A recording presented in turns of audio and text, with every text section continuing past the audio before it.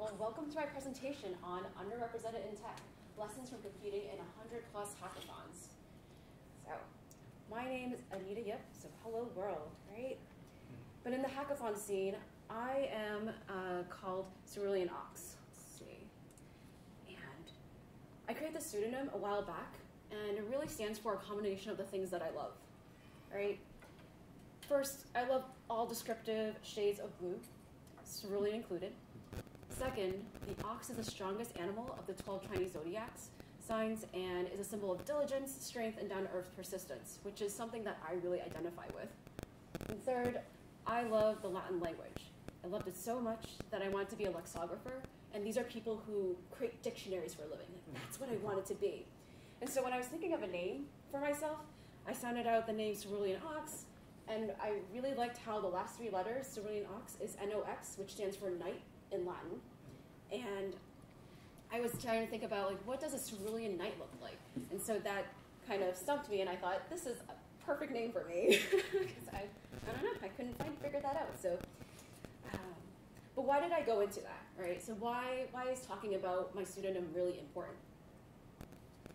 It's because identity matters, right? Identity impacts not only how you show up in the world to others, but also how you show up in the world to yourself. You know, knowing who you are, what you love, and what you stand for will help you find fulfillment in whatever you do. So when I started my hackathon journey, I'm what they'd call a non-traditional student. So by the time I started this hackathon journey, I had already obtained my bachelor's degree in environmental studies and media arts and sciences, as well as a master's in organizational communication. I was working in IT at the time, and because my company reimburses tuition, I said, why not try pursue a degree in computer science? You know, and I did it for fun. I repeat that, for fun, right? And that's because I wanted to know if I was missing out on something foundational. Yeah. And the answer to my question for that was, wasn't missing out on as much as I thought I would. Right? There's already a lot of content out there on YouTube to get me started on the way or the topics that a computer science degree would cover. And all the institution did was lay out a curriculum for it and then administered an assessment, right? What I did get out of taking classes is discovering the fun and joy in understanding discrete math and its applications. But underlying this curiosity was also a need for validation, right? Validation that I belong in tech. And again, I worked in IT for a few years by now, right? And for me, belonging in tech means being able to hack something. You know, whether it was a website or a game. I thought I wanted to be a full stack developer, so I'd go and learn popular frameworks, and then I'd conceive a vision, and then I'd execute on it. And you know, I want to be recognized as a programmer. But external validation is really a trap. When we rely on others to validate our existence or even define us, we find reasons for why we can't, period. These are also known as excuses, excuses that keep us thinking small, excuses that justify why we can't, which is a truth we fabricate and subsequently manifest. And then that fabricated truth gets reinforced in subtle ways because I'm looking to confirm what I've been thinking. And that's also known as confirmation bias. So as an example, in this slide, I show the results of a game called Patchwork, which is a game of strategy where you fill this 9x9 grid as best as possible with Tetris-shaped figures, right, or fabric pieces. And what's highlighted in sky blue are the spaces on that grid that weren't filled out. And in this game, basically, the option of pieces available to you depends on what your opponents choose as a piece and vice versa. And so towards the end of this game, I had to pass on basically all of my turns because I couldn't fit any of the remaining pieces onto my board. And while we both laughed at how lopsided the results were, I also derided myself as a programmer because I was annoyed about how poorly I planned my board. And it's just a form of that voice in my head saying, you know, I can't. And when I hear it often enough, you know, guess what? It wins. So it reminds me of the Henry Ford quote about, you know, whether you think you can or you think you can't, you're right. So how do we combat this? So here I'm going to have an interactive portion, right? It starts with a what. What do you think this blank word is? It's just a word. Anyone? Starts with a thought. Thought, right. That's basically it, actually. Not the correct, not the word I was specifically looking for, but it is a thought, right? And this was just a hint in case there were no, hands raised right now. But yes, it really starts with a belief, right? And at the time, my belief was, I can win a lot more hackathons if I tried. I think at the time I won maybe 3 out of 10 hackathons, and I wasn't really trying. I was just like, oh, I'm learning, and it happens that I won something. Great, right? Of course, there's a huge caveat to this statement. If I had all or nothing thinking, wouldn't it be devastating if I didn't win at all, right? Then I'd be reinforcing some of the excuses like, I didn't win because I'm not as smart as these graduate students who seriously study the art of computer science, right? So how do we tweak this? Let me tell you a story. During high school, I periodically dropped by the chess club because I had a huge respect for this one friend who plays chess brilliantly. And being the competitive person that I am, I set a goal to beat him at his own game, just once, He knew it, and he'd humor me from time to time. So through playing against him, I learned to be a more sophisticated player, including, not being checkmated in the third move, right? We all know that now. I learned very quickly after that one. But I must have played over 50 games with him, and along with others in the span of 4 years. And eventually, I made it happen. And this could only happen because, for me, the thought of being able to beat him was enough to fill my proverbial cup. Even if I never beat him, I'd still graduate from high school with a full cup because I knew I tried my best. But that's not how most people work. So if I had to modify the belief, it'd be that I can continuously improve my chess skills such that I make him think more, think harder, and possibly give him a run for his money when we play. And the outcome would be leveling up my playing, thinking, and forecasting skills. And being able to beat him is simply an output, right?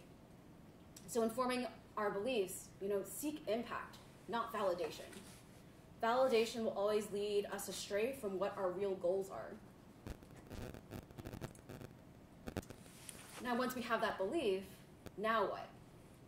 To explain it, let's imagine having a candle. And let's take a sign and put it on a wall, right? On the side. If we turn out all the lights, and then I ask you to read the sign, and this candle is, close to the wall, but not quite there. And you'd say you're not able to read it. And if I asked you why, what would your first response be? So you have a candle, there's a sign on the wall, it's all dark, you can't read the sign. There's not enough light on the sign. There's not enough light, right? And that appears to be the right answer, but it's wrong. Because the reason you're not able to read the light or the sign is because the light is not being directed at the sign. So the light on a candle diffuses, it goes to me, it goes to the circumference of this candle, right? But if instead we take a flashlight with the same amount of light given off by the candle, right? So now I'm marshaling that energy and directing it towards a given point, specifically the sign. It becomes much more powerful, and you'd be able to read the sign with ease. So the lesson here is that oftentimes we all have enough light and enough power, we simply misdirect it. Right? So if the belief is that I want to continuously improve my chances of winning hackathons at my current skill level, how I planned on doing it was through better positioning, so making sure that I have a project that positions me so that I can maximize my chances of winning, right? Having the right project is really key, in my opinion. The second way I would do it is through leveling up my skills. So I want to learn something when I work on these hackathon projects. And then serendipity is the third way I would do it. So sometimes you find the right teammates, you find the right ideas because of those teammates, because of their passions, whatever it is, you find the right team. That could be a winning formula. Sometimes it's just based on challenge inspirations. You find the right combination of challenges that you're like, there's a project that can fit one of these. You base it off of that. That's just another form of serendipity. So intuitively, I was heading in this direction for how to maximize my chances of winning. At the same time, even if I know what direction to head in, I may not be effectively moving forward.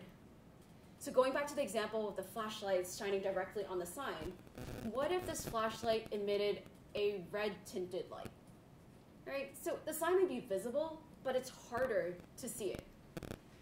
So I have the snowflake here on the slide because I wanted to denote how all of us are unique. Right? We have different passions, skill sets, goals, so much more. And when we honor ourselves and our uniqueness shines in our hackathon projects, the project stands out so much more and has a better chance of winning. So I liken this to, having a flashlight that's bright and white, if you will, not red.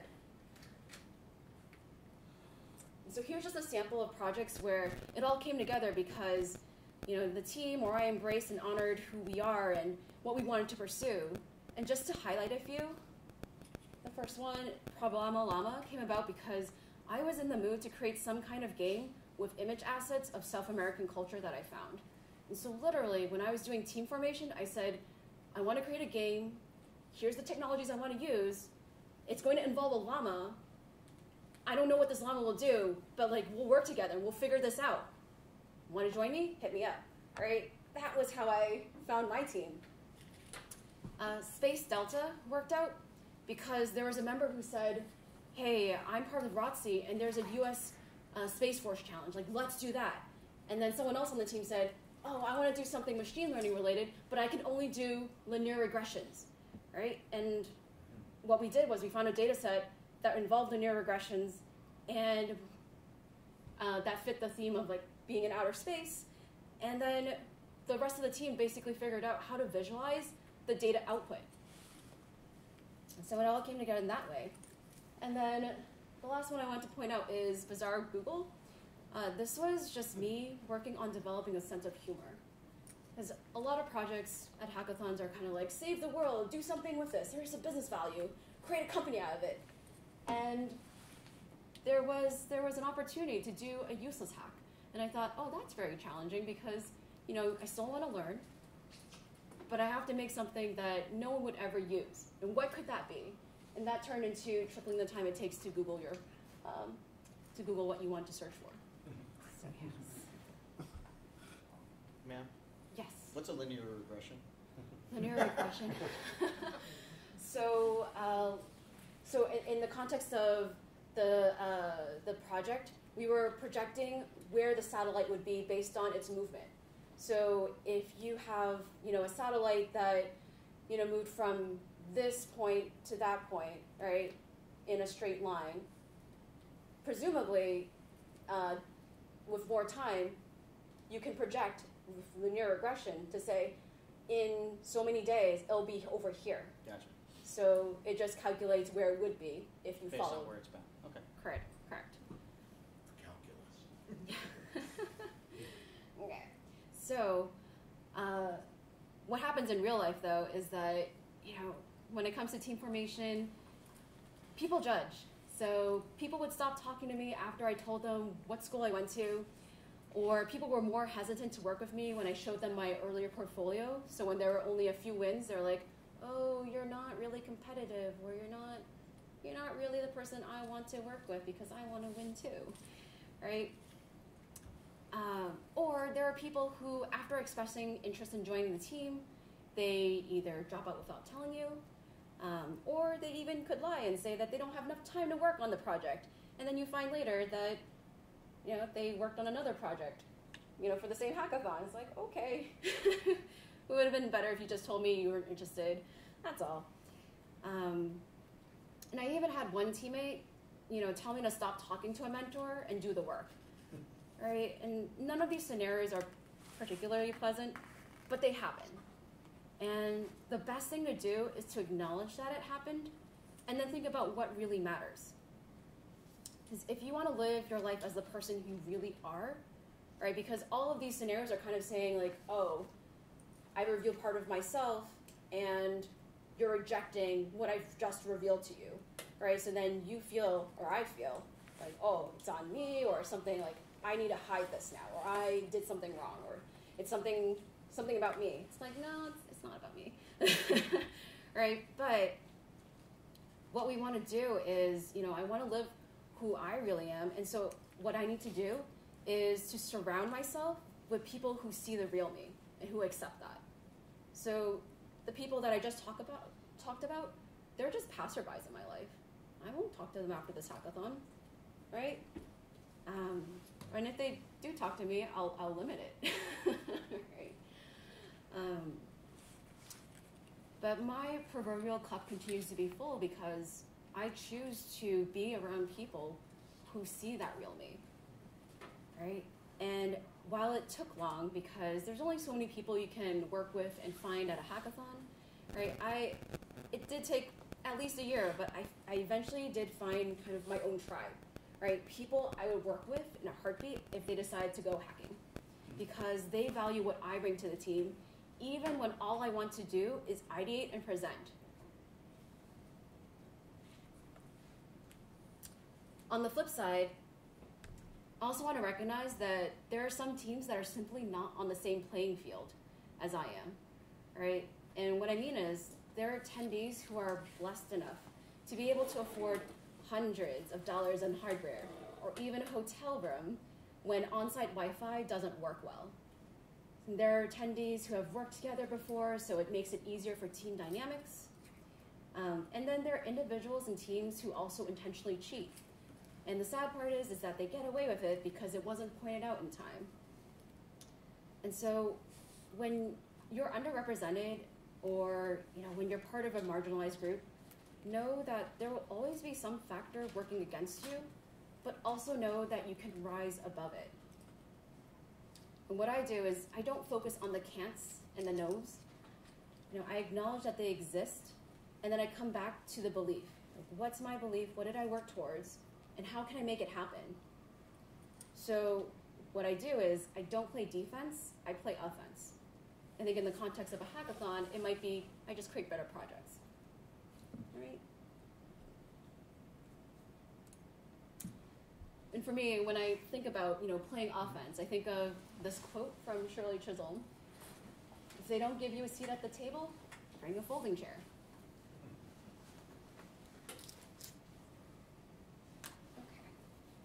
So this slide has the word good enough, and I'm just curious, what does good enough mean to you? Like, what are the first words that come to your mind? Shipped. Shipped. Yeah. Compiled it and published. Compiled and published. Not perfection. Not perfection. Settling. Settling. Yeah. Point of diminishing returns. Point of diminishing returns. I think settling might be the like the closest to giving a negative connotation to the word, right? A lot of people think lazy or half-assed, let's say, right? Yeah, they're not entrepreneurs. I think efficiency. Efficiency? Yeah.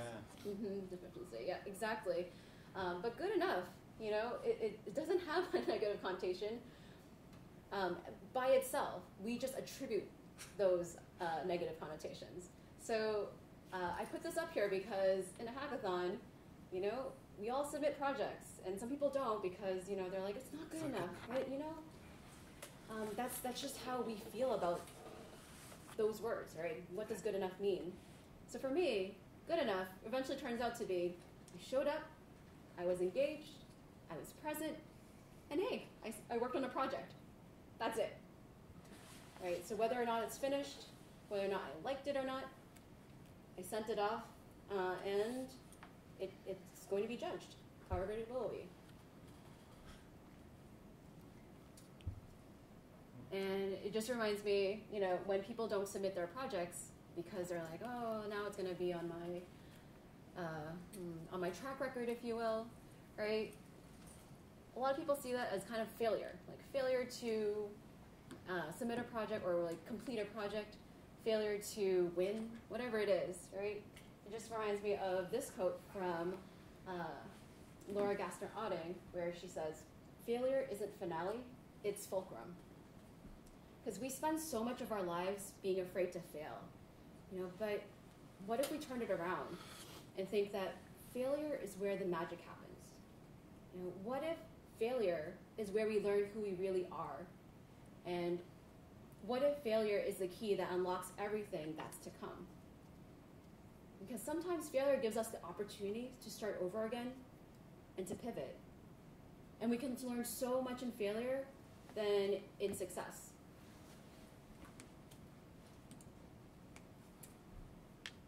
So I just want to move on to after that failure, right? Just pick yourself back up and do it again. And I have this picture of the galaxy here to symbolize kind of the law of attraction. So if you've been going through and, working on your belief and, working on projects, whether or not they win, like, the projects you work on are probably meaningful. I would hope they're meaningful. And they're meaningful in ways where someone could ask you, what have you worked on? And you talk about something that you're really passionate about. And through that, you're attracting people who like this part of you, right? Who like the projects you work on, who like your passion. They resonate with you? Who resonate with you, correct. Right? And hopefully you find, not only mentors, but sponsors. And so mentors are great for moving you incrementally forward. They might give you a little advice here and there and, help guide you. But what you really want to attract are people who are sponsors, right? Because in my view, marginalized people, yes, they could use mentors, but more so often, they need more sponsors. They need people who are willing to bend power structures and open doors to let us use our wisdom and brilliance, right? And so with that, I just want to summarize some of the takeaways on this slide, right? It starts with a belief, shine your light. Sometimes it's not you, it's them. Just be good enough. Just good enough. And attract sponsors. And with that, I am done with my presentation. Thank you, Anita. Thank you.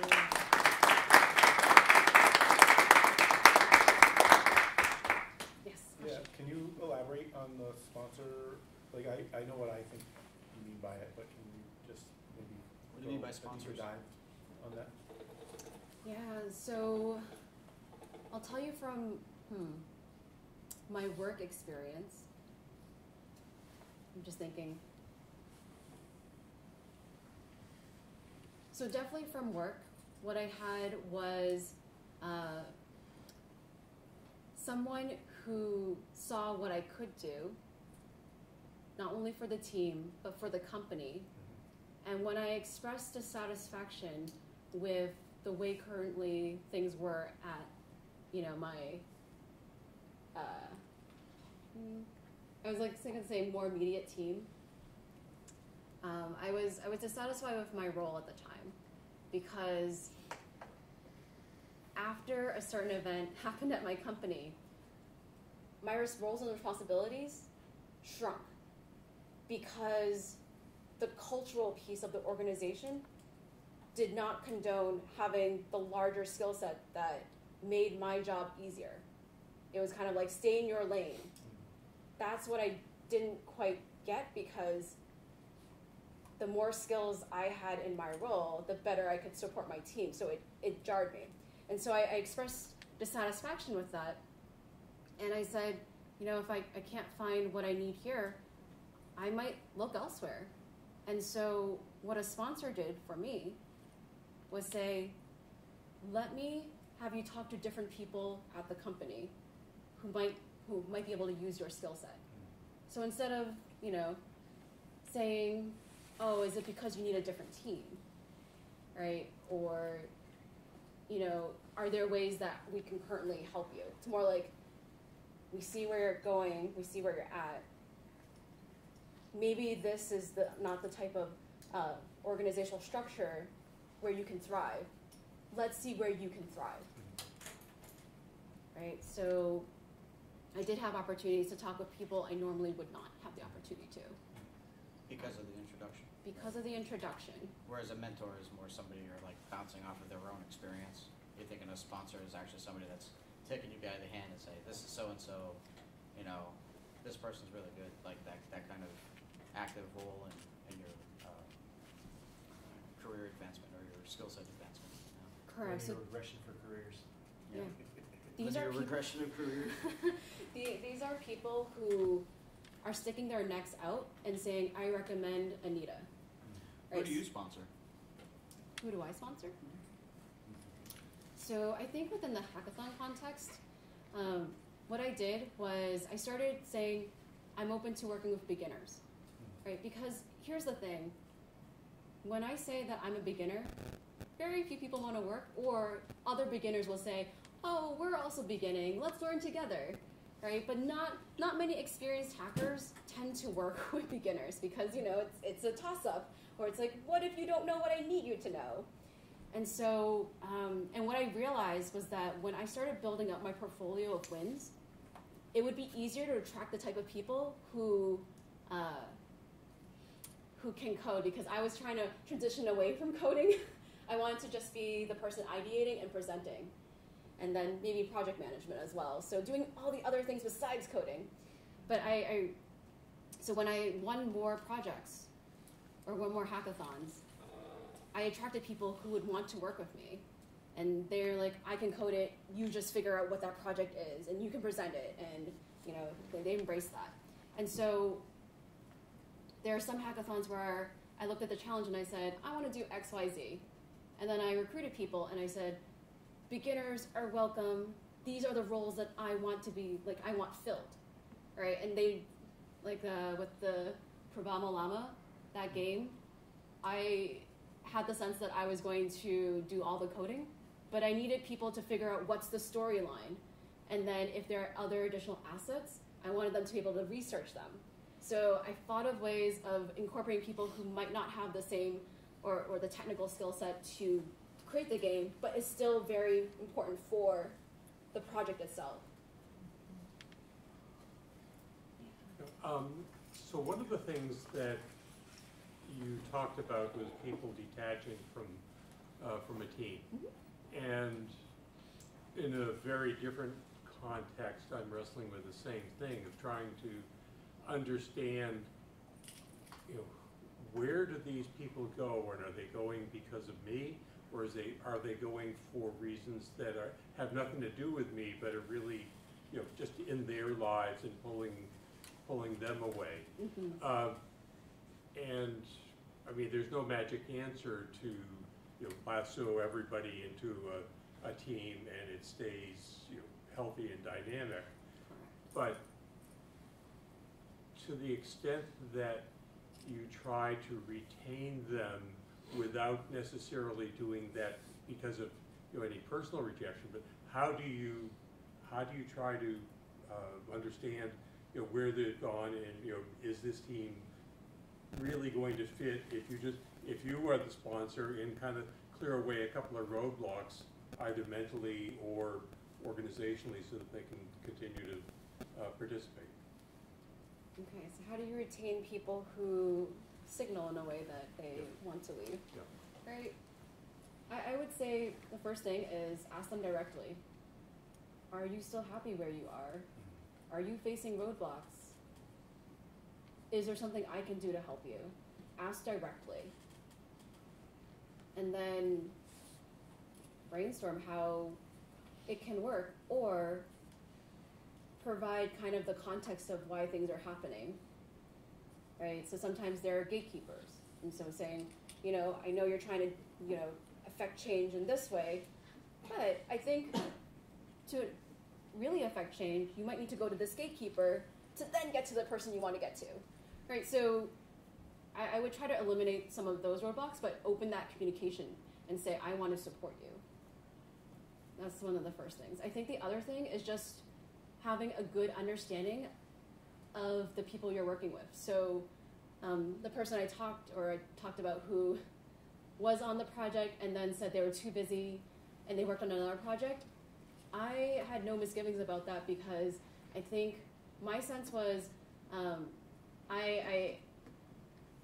this was for specifically the llama project. It was a game, and I was using very basic technologies for that. It wasn't Java, that's for sure. And when this person joined my team, I said, "Are you sure?" Because he was a Java person. And he said, "Oh, I'm open to learning new technologies." And I'm like, "Okay, great." Because JavaScript is close to Java, but not really. But it's not as big of a jump. So while he was learning about what the project was about, I think he didn't necessarily see himself contributing in the ways he thought he would. And so he did say, "Oh, I don't have time this weekend to do it." But he worked on another project. But I looked at that project and I saw it and I thought, I think it's because he wanted to do a Java project. And he didn't quite say that at the beginning. Right? So he worked on his Java project. I congratulated him on finishing his project. And he was very satisfied. So I think it goes both ways, asking what they need, but also intuitively understanding maybe this is something that they wanted, but they can't express to you for whatever reason. Okay. Yeah. Thank you. Any other question? Hackathons can be anywhere from a few hours to, in some cases, like weeks or months. Yes. Which formats do you find you're most comfortable with? Because it sounds like you like the bigger teams and the slightly longer ones, rather than the really, really, really quick ones. Oh, okay. So it depends on what I want to get out of each hackathon. Okay. Because I've done 6-hour ones, and I did have a blast with it, except we started out with 3 team members, and then we ended up with 2. And it was 6 hours, so we didn't accomplish what we wanted to. But for that one, we won best failure hack, or best failed hack, right? Because we had an idea, but the person who would have developed it would have been great because it was US-based, and the person I was working with was not US-based. So the storyline needed to be developed by me because it was US-based. And then she worked on the technical side. Anyway, so best failed hack. It was great. It was still a great experience because we had to pivot and we had to present a non-final product, let's say, right? And it was a great experience for me because I was able to just show passion for the fact that we created the storyline and we got through whatever code we did in 6 hours, given our challenge. So that for me was great because winning a best failed hack is actually harder than you think. So it was the only one I've ever won. I've always tried because I failed a lot of hacks, but it's an art. So quicker ones are great when you have a team of people who is well balanced, right? When you have someone who can code and someone who can present, so you have to have it more distributed. I do enjoy kind of just the weekend hack, so 1 or 2 days, because you work on it for 1 or 2 days and you're done. And that's it. You don't have to worry about, working on something bigger, or can it be better presented, or, there's always ways to make it better. So I like the ones that are just 24 hours, 36 hours, because there's a finite amount of time that you're going to spend on it. And you figure out, do I want to sleep? And for the most part, I sleep. But yeah. But I have done month-long ones with a team, and what that allows for is the ability to gel with your team, right? Because you're working with them for a month, and really work on things together. So the specific project I'm thinking of is called Call Buddy, and it was for like a hard of hearing hackathon. So working on something for the hard of hearing community, right? And someone on our team actually was hard of hearing, so we had opportunities to interview him and his experiences, what would work, what doesn't work. And then we worked together on design. So someone would come up with a Figma design, but we would look at the final product together and say, oh, what about this? What about that? Right? So it was very collaborative. So I really enjoyed that piece. But yeah, it depends on, in a way, the goal, because If you have quicker hackathons, you'll get better, you get more ideas. Maybe not as fleshed out as they could be, right? But you get more ideas, and that could be the start of a company, right? That could be the start of even creating your own projects from the projects that come out of the hackathons. But I think that if you do something that's more month-long or longer, you come up with ideas that could be further along, I would say, right? Further along to being able to start a real project or a company. That's not to say that it will start, but people have put more thought into that sometimes. Anita, thank you so much. The rest of my team is here and I've got to go. Okay. Thank you everyone for joining.